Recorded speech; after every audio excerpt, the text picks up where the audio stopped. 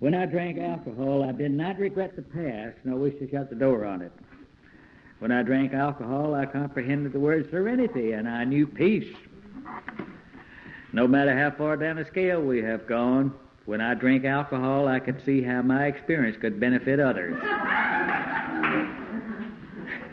You knew, don't you? Oh, boy.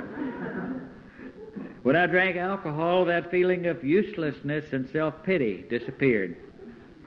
When I drank alcohol, I lost interest in selfish things, and I gained interest in their fellows, the ladies. When I drank alcohol, self-seeking slipped away.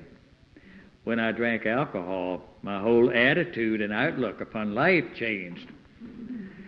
I like this next one. When I drank alcohol, fear of people and of economic insecurity will leave us. I want to tell you about that. When some years of running a bar, I never, ever met a poor man in a bar. There just isn't any poor men that ever go to saloons. Every damn one of them is on their way to riches. All they need is $5 credit until they can get going. Never a poor man in a saloon. That's the wonderful thing about saloons. We ought to keep them around. When I drank alcohol, I intuitively knew how to handle situations that used to baffle me. Isn't that wonderful? And isn't that what we were looking for when we were drinking alcohol? We were looking for all of those things. Now we have got these things, and how did we get them? It's getting rid of self-will and started using God's directions up to this point in the program. Isn't it miraculous? I no longer have to kill myself in order to get these promises. Before I'm pouring this booze and this crap in my system and slowly killing myself. These are these extravagant promises. We think not. They're being fulfilled among us, sometimes quickly, sometimes slowly. They will always materialize if we work for them. You forgot the most important sentence down at the bottom. Right. When I drank alcohol, I suddenly realized that alcohol is doing for me what I could not do for myself. Right. Now you made me forget what I was going to say. Step 10. Now, there was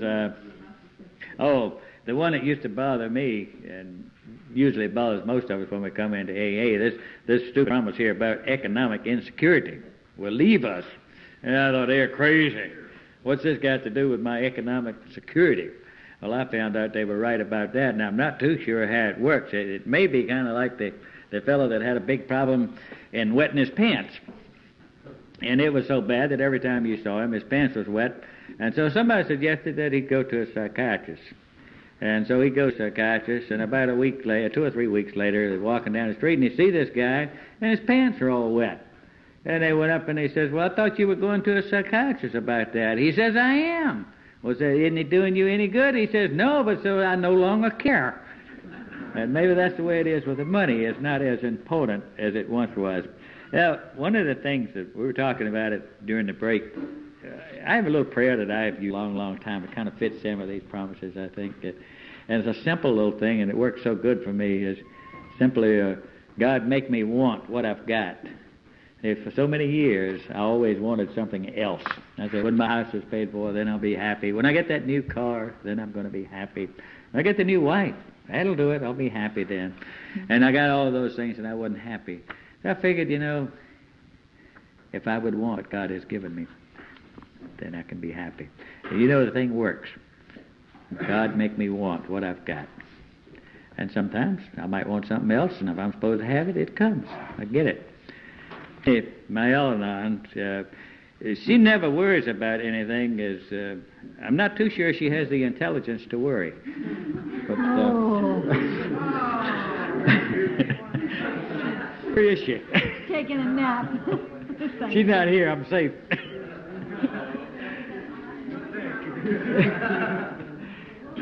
She had a lot to do with my attitude about it, because I used to worry about everything, and we would want to go someplace. Maybe we were going to go for an AA weekend someplace, and I said, yeah, but where are we going to get the money? She said, oh, it'll come. And we've been married about 12 years, and every time I want to go someplace, she said, oh, it'll come. I don't know, we just keep going. Coming. I don't worry about it anymore, because you don't worry about it. Why should I? And you know, it's the darnest thing, it works. Whatever you need is always there. You know, stop and think about it. Is all of your life, everything that you have ever needed has been provided. Maybe not what you wanted, but everything you have ever needed has been provided. If it wasn't, you'd be dead. It's miraculous. Step 10. You want to start it? Step 10 is when you read this part, I've quite often spent a lot of time reading this next paragraph. It says, Step 10, which suggests we continue to take personally and continue to set right any new mistakes as we go along. And for me, from the beginning, I tried to do that. I think when you come into Alcoholics Anonymous, you've probably made a tornado path bad enough that you don't need to add any fire to it. So when you come into the program, I think you should start right out trying to, write things as it goes along. We no longer have to do those things. We vigorously commenced this way of living as we cleaned up the past. We have entered the world of the Spirit. Our function is to grow in understanding and effectiveness. This is not an overnight matter. It should continue for our lifetime. And this next couple of sentences are kind of interesting to me. It says, continue to watch for selfishness, dishonesty, resentment, and fear. When these crop up, we ask God at once to remove them. It doesn't say if they crop up, or maybe they'll crop up. It says when they crop up, we ask God at once to remove them. So I guess Bill knew that we were going to continue to be selfish, dishonest, resentful, and full of fear because we're human beings. And what I tell people that I sponsor is they'll come to me and they'll say, here I am, I'm into my resentments again, or I'm full of fear again. They're beating themselves down in the dungeon, and I say to them, isn't it wonderful to be human? And I think if we can keep that in mind, and I heard a fellow say something in a meeting the other night about this, and I thought this was kind of a neat thing. He said, I told my sponsor that I keep getting resentful. We were talking about the 10th step, and he said, I told my sponsor, I keep getting resentments, and every once in a while I get full of fear, and he was going on and on. And his sponsor told him, yeah, but I've watched you grow because every time you do, you catch it just a little bit sooner, you recognize it, and just a little bit sooner you do something about it. And that's how we grow. We don't wait for weeks to go by. And it tells me right here, it says, when these crop up, we ask God at once to remove them. We discuss them with someone immediately, not next week or next month, but immediately. Make amends quickly if we have harmed anyone. Then we resolutely turn our thoughts to someone we can help. Have you ever found yourself, it's pretty hard to be resentful, angry, full of self-pity when you're trying to help somebody else. That's a very difficult thing to do. And when I get into self-pity or fear or anything, just about the time I do, the phone will ring and it'll be one of my pigeons and they'll have the disaster of the day and they'll want to talk about it. And by the time I hang up, I've forgotten about my problem. It's no longer important. And the next thing it says is love and tolerance of others is our code. How many here knew that AA had a code that was love and tolerance of others? And Woody's wife is a perfect example of that. She has got the most loving and tolerant attitude. I mean, if you knew Woody, you would understand what I mean. And, you often, living with an alcoholic, sometimes I think people deserve medals. I know my husband, sometimes he just deserves a medal because I've got one of the world's worst tempers that there is. And if I wasn't such a big person, I'd probably throw myself down and kick my feet once in a while. But love and tolerance is our code. I thought you did. Occasionally I do. And in the next sentence, I think this is a promise also. It says, we have ceased fighting anything or anyone, even alcohol. By this time, sanity will have returned. We're now sane. Yes, sir. We are now allowed to think again. We have reached the point that we can be trusted to think sanely. Isn't that wonderful? We're making a lot of progress. We only have to do 10 of these steps to get to the point that we're no longer thinking insanely. And we have ceased fighting anything or anyone. What this part that Mary just read about, we discuss them with someone immediately. Remember what we were talking about, this resentment? as soon as that resentment shows up, as soon as there's recognition of it, do something about it. And what better place to start than to discuss it with somebody else? Because the longer you bottle it up, the worse it's going to get. It grows so fast. It grows like a weed as long as we bottle it up. But when I go and talk to someone else about this resentment, I'm on my way toward getting rid of it, and I'm not going to have to go through all of those reactions. And you know, one thing that I think is so important for me, that I was absolutely devastated, and I mean devastated, when I discovered that my sponsor was a human being. You know, we put our sponsors up there on a pedestal, and the first time I seen Woody in a meeting and he lost his temper, and he got into an argument with this guy in a meeting, and I mean, they were both making absolute fools of themselves, and I just sat there looking at him, and I said, he's not supposed to get resentful. He's not supposed to get angry. He's my sponsor, you know. And I was devastated to know that he was a human being. And he pointed out to me, he said, isn't it wonderful to be human? And I said, okay, whatever you say. But the point I'm trying to make is that recently I had that experience myself as one of my patients come to me and told me I had lost my temper one night. And she seemed me really upset. And she said, I didn't know you did that anymore. And I said, are you in for a big surprise? And it's, you know, it tells me right here in the 10th step that these things are going to happen. That doesn't mean that I get up in the morning and I set out to be resentful, full of fear. I try my best not to. But when I do get this way, I try to do something about it immediately. And as I was saying, it goes on to say, we will seldom be interested in liquor. If tempted, we recoil from it like a hot flame. We react sanely and normally, and we will find that this has happened automatically. And I couldn't understand that. When I first come in, you'll hear people say, oh, I'm craving a drink. Have you ever heard somebody say that they've been around the program for a long time and they say they're craving a drink? I did that. The first year I was in the program, that first Christmas was the most miserable Christmas I thought I ever had. It was just, you know, I just knew I wasn't going to make it through without a drink. And it was pointed out to me that I was referring to the obsession. I was not having a craving. And it tells me here in the 10th step that I will seldom be interested in liquor. And that's true. Liquor is the furthest thing from my mind. We will see that our new attitude towards liquor has given us, without any thought or effort on our come. It's kind of like you wake up one morning and alcohol is no longer the problem. But living is the problem, and you want to live a better life. We are not fighting it, neither are we avoiding temptation. We feel as though we had been placed in a position of neutrality, safe and protected. We have not even sworn off. Instead, the problem has been removed. Remember way back where it says that this is exactly what this book is about? How, I'm going to find it now. Wait a minute, Woody. Chapter 4. Thank you. Bear with me, folks. Here, and I'll find it. Okay, back on page 45 where it says lack of power, that was our dilemma. And it goes on to tell us we had to find a power by which we could live, a power greater than ourselves. And the next paragraph it says, well, that's exactly what this book is about. Its main object is to enable you to find a power greater than yourself which will solve your problem. And by the time you get to I'm real great at holding my place here today. Thank you, buddy. That's why I'm over here. And by the time we get over here to page 85, it's telling me that the problem has been removed. I no longer have the problem. It does not exist for us. We are neither cocky nor are we afraid. This is our experience. That is how we react as long as we keep in fit spiritual condition.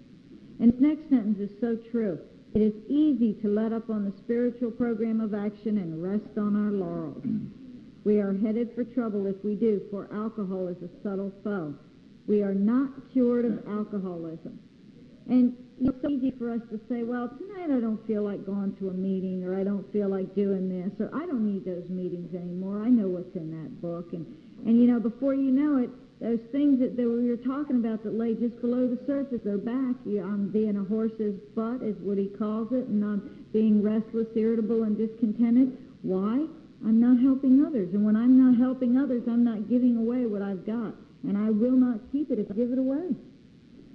What we really have is a daily reprieve contingent upon the maintenance of our spiritual condition. Every day is a day when we must carry the vision of God's will into all our activities. Here's another prayer.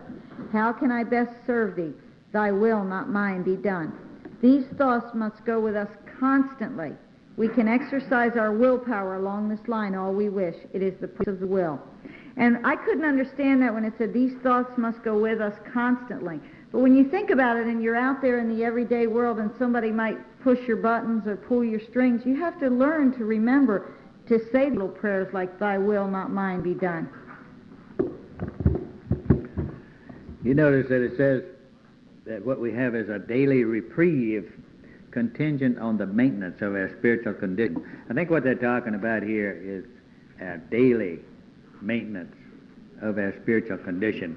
I'm not right sure where it came from, but for a good part of AA, probably the largest part of it, refers to these last three steps as the maintenance steps. It caught on someplace and started being used.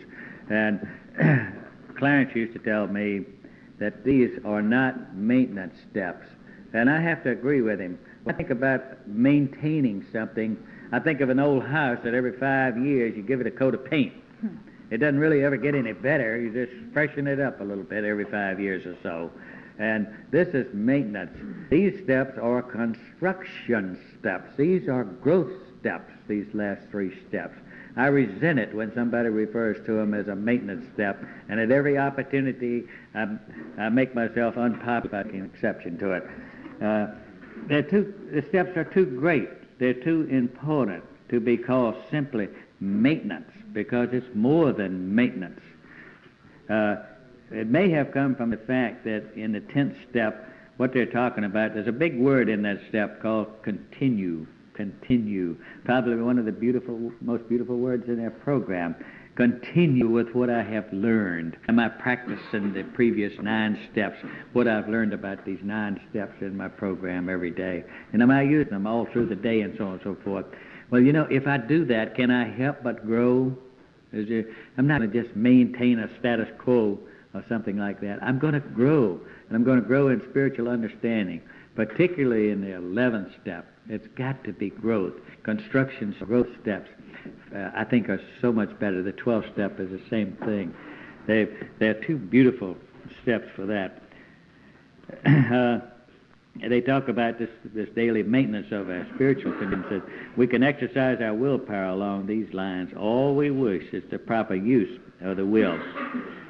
Near the bottom of page 85, there's much has already been said about receiving strength, inspiration, and direction from Him who has all power and knowledge. If we have carefully followed directions, here we go again, a book of directions. If we've carefully followed directions, we have begun to sense a flow of His Spirit into us. To some extent, we have become God-conscious. We have begun to develop this vital sixth strength. But we must go further. See what it says? Go further. We must grow some more. We've got to build some more into our life, because there's a lot more there. It's, you know, this building kind of reminds me of what people say about the mountain. Why did you climb the mountain? Because it's there. And it's what it is here in these last steps. There's so much happiness to be derived from what these steps have to offer, that how can we help but go ahead and take them and grow in the steps. Step 11 suggests prayer and meditation. We shouldn't be shy on a matter of power, of prayer.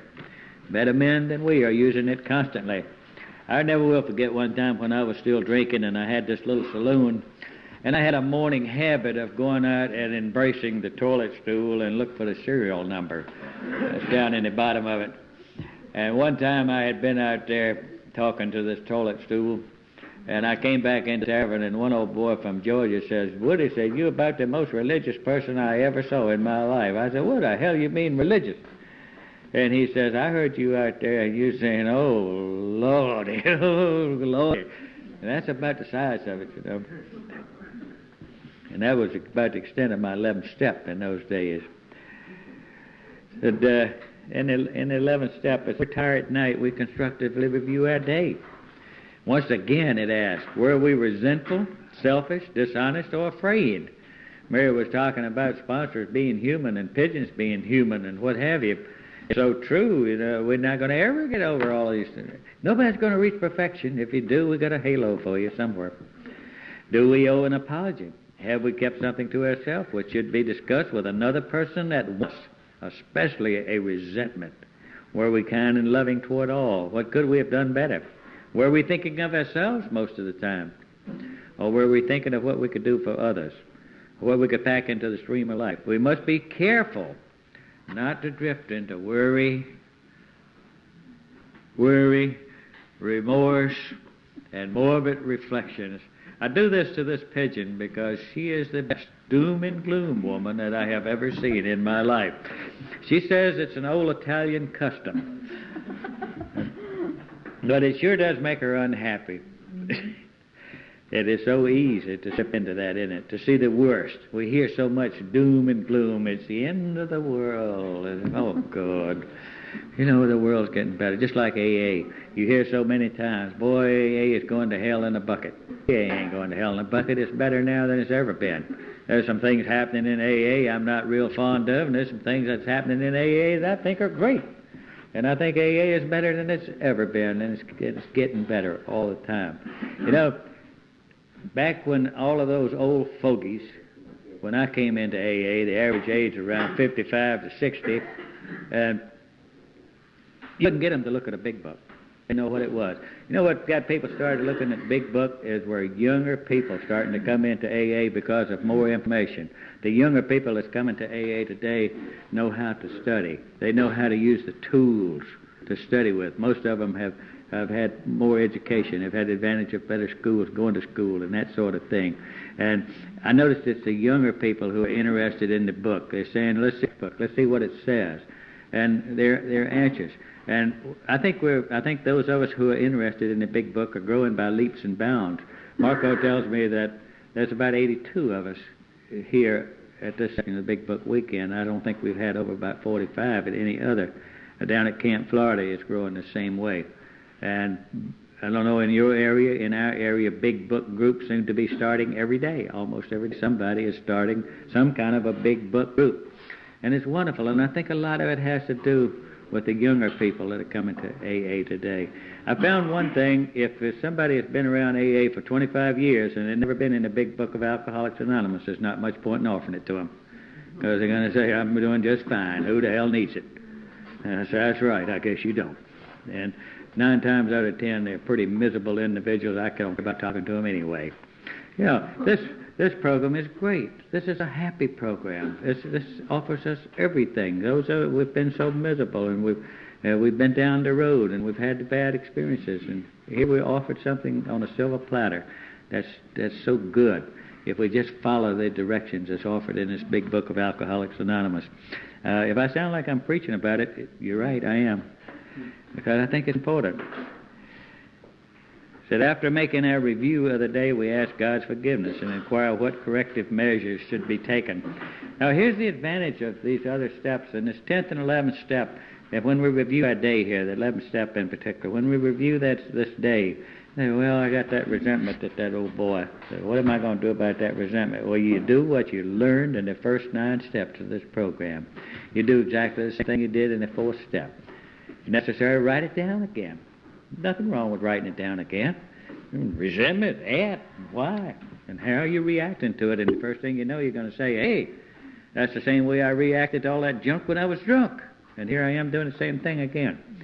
I'm going to have to straighten this out, so maybe go talk to somebody. But the time to do something about it is now. Do you notice how they keep stressing that? I always think of that as, don't let it go any further. Recognize and take care of it. Then they tell us on awakening, let us think of the 24 hours ahead. We consider our plans for the day. Before we begin, we ask God to direct our thinking, especially asking that it be divorced from self-pity, dishonest and self-seeking motives. A little further on, in thinking about our day, we may face the indecision. We may not be able to determine which course to take. Here we ask God for inspiration, intuitive thought or decision. We relax and take it easy. We don't struggle. We are often surprised how the right answers come. Tried this for a while. What used to be a hunch or an occasional inspiration gradually becomes a working part of mind. Being still inexperienced and having just made conscious contact with God, it is not probable that we're going to be inspired at all times. We may pay for this presumption in all sorts of absurd actions and ideas. I've run up on a few people that say they claim that God found some parking places, changes traffic lights. I even hit one that said he went into a restaurant and there was a fight going on and he stopped a chair in midair and it settled to the floor. Almost unbelievable. We usually conclude the period of meditation with a prayer that we be shown all through the day what our next step is to be. And we be given whatever we need to take care of such problems. You know, meditation sometimes has a hard time of it in AA. There's some strange things in human nature that I'm at loss to really understand. I don't know how many of you have tried to just sit and maybe have beautiful thoughts for 30 seconds. I've tried to have maybe a beautiful flower, a new rose with a dewdrop on it and everything, and just sit and say, I'm not going to have any negative thoughts whatsoever. I'm only going to think about the beauty of this rose that has made and have beautiful, clean thoughts for at least the next 30 seconds. And after about 15 seconds, I'll say, I got to go call old Joe. You know, I can't hold that beautiful thought for 30 seconds about that rose. But I'll guarantee you that with no effort whatsoever, I can go around full of anger, resentment, self-pity, jealousy, envy, anything else for 3 weeks without any effort whatsoever. Now, why is it so hard to maintain a beautiful thought for just 30 seconds? They tell me that the Eastern religions spend a lifetime trying to learn to have only beautiful thoughts. And I can see why. It must not be a part of human nature. We always think of the other things. Well, maybe it's because we get so busy. I think there's value in meditation. I went through a divorce after 12 years in Alcoholics Anonymous. I had a wife for 23 years that told me for breakfast one morning that she'd found someone else. I thought I was going to die, but the worst thing that happened is I was unable to meditate. I was unable to pray. And it damn near killed me. I didn't drink, anything like that, but I couldn't get over the thing, the turmoil, the trauma of the situation, and I couldn't get over it. The worst thing that happened, I think, is I stopped spending a few minutes each day with just me and God, which I think is so important. But actually it took a couple of years to do that, and I must be eternally grateful to Jenny. Jenny and I got together through a strange set of circumstances, and when I kid her a lot about a lot of things, her Al-Anon and her attitude, but she has something else that she gets on me. And I was so miserable during this period, and things wasn't going well, and I can remember one day I leaned back in a chair and I looked up and I said, God, please send me somebody that I can love, that will love me. And that night I called Jenny, and it took 3 days to get her off of the phone long enough to ask her if she'd have dinner with me. And she had dinner with me, and eventually we got married. And now, if I complain about anything she does, she says, don't forget you prayed for me.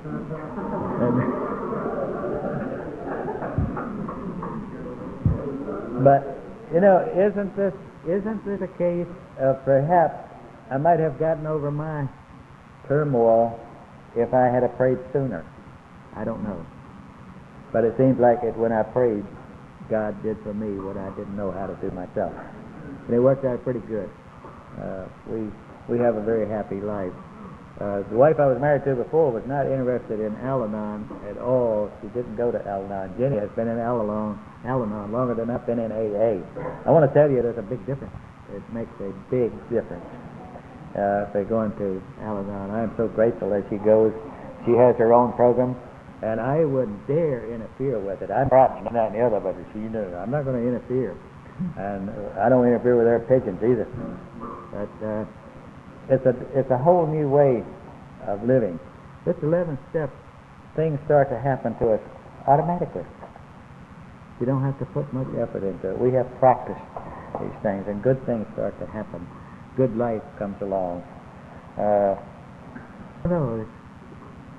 In a way, it's almost unbelievable the way that things work themselves out. Just when everything looks the darkest, it starts to come in from someplace. But I think it's so important, so very, very important. Never get too busy to spend at least a couple of minutes with just you and God. If you do, I think we're going to get in trouble. If we don't do that, I think we stop growing. if we don't do that. I'm sure that I did. It's the most valuable 2, 3, or 4, 5 minutes that you could possibly use by the day.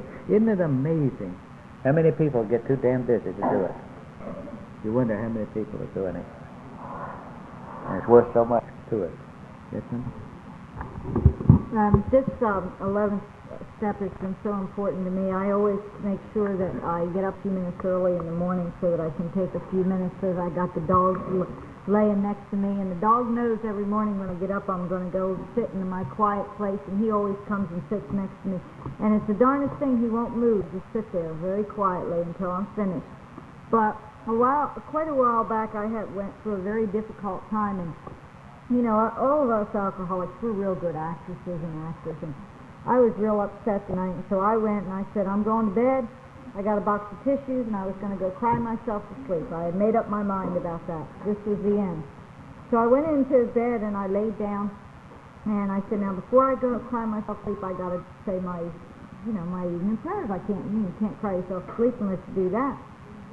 So I laid down and I thanked God for not letting me pick up a drink, and then I said, if you're there, please help me. I can't stand feeling like this. And it was the weirdest feeling, but I suddenly felt as though this weight had been lifted off my shoulders, and the next thing I knew, I woke up and it was morning.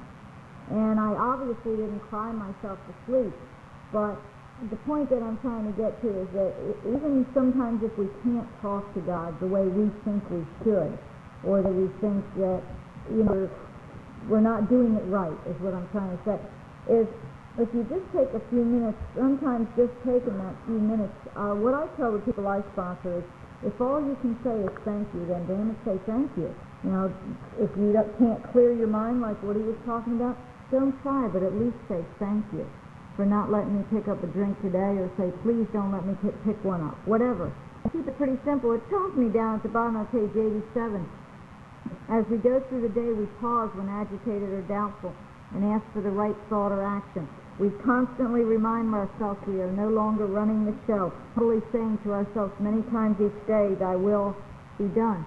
We are then in much less danger of excitement, fear, anger, worry, self-pity, or foolish decisions. We become much, much more efficient. We do not tire so easily, for we are not burning up energy foolishly as we did when we were trying to arrange life to suit ourselves.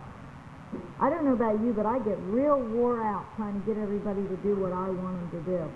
I mean, if you ever think about it, you get up and you're going to live this spiritual life, and the first thing you do is you get in the car to go to work, and the guy in front of you isn't moving fast enough.